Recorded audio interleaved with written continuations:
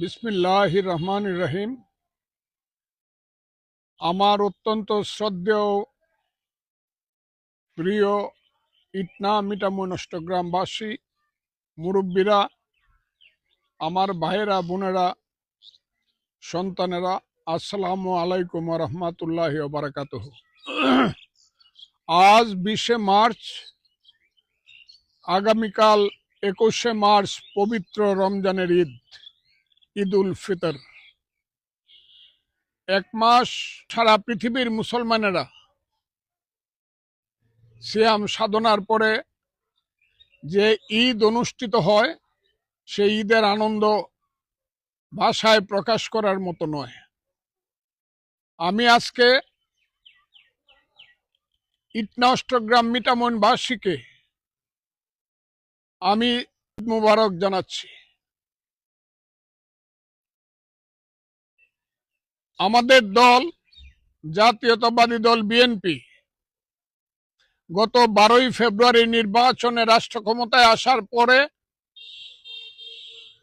এই প্রথম ঈদ অনুষ্ঠিত হতে যাচ্ছে। কাজে আমি সারা দেশবাসীকে ঈদ মুবারক জানাচ্ছি।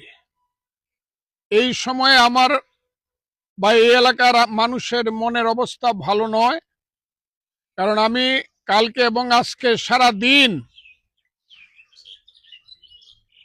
আমি ঘুরেছি আমার বিভিন্ন ইউনিয়নে, বিশেষ করে ধনপুর, মৃগা, ইটনার ইউনিয়নগুলোতে ঘুরেছি।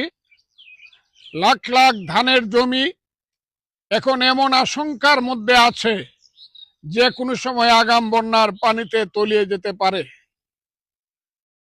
আমি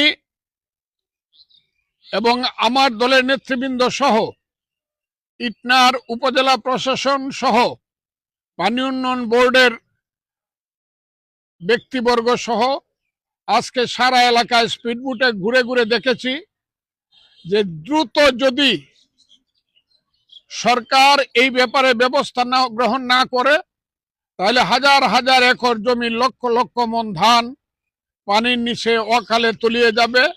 বন্যার পানির সঙ্গে মানুষের চোখের পানি এক হবে।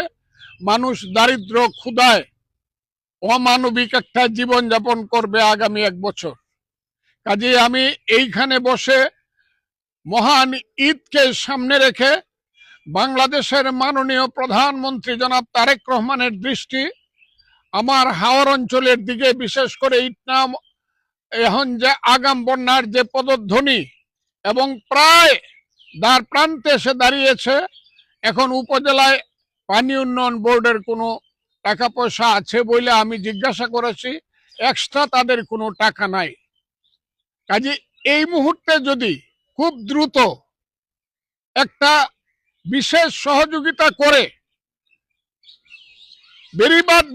দ্রুত বেড়িবাঁধ দিয়ে যদি হাওরকে বাঁচানো না যায়, তাহলে আমাদের ভীষণ ক্ষতি হয়ে যাবে। কাজে আমি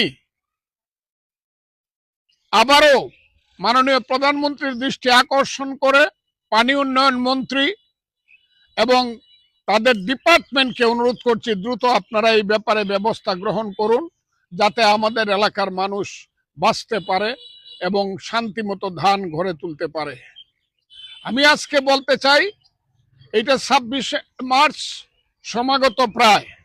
এই 26শে মার্চের একটা আনন্দ ঘন পরিবেশ সৃষ্টি করার জন্য আমরা ইটনা মিটামন অষ্টগ্রামের সমস্ত আমাদের রাজনৈতিক দল সহ সমস্ত অঙ্গ সংগঠন ইটনার স্টেডিয়ামের মাঠে একটা বিশাল আয়োজন করেছিলাম মুক্তিযুদ্ধ আমরা সঠিকভাবে পালন করার ব্যাপারে, মুক্তিযুদ্ধের অনুষ্ঠান, স্বাধীনতার অনুষ্ঠান।